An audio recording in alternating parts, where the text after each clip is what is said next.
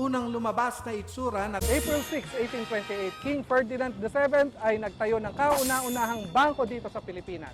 Ito ay ang El Banco Espanyol Filipino de Isabel II na ngayon ay Bank of the Philippine Islands. Siyempre, dahil wala pang ATM noon, nag-imprenta sila ng pera.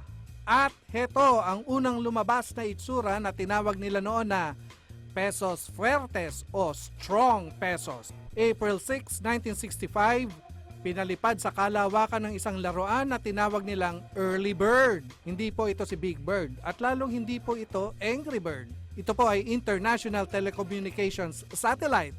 Dahil sa satellite na ito, napadali ang komunikasyon sa pagitan ng North American at European continents at kasama ang mga TV, telepono at ang telefax signals.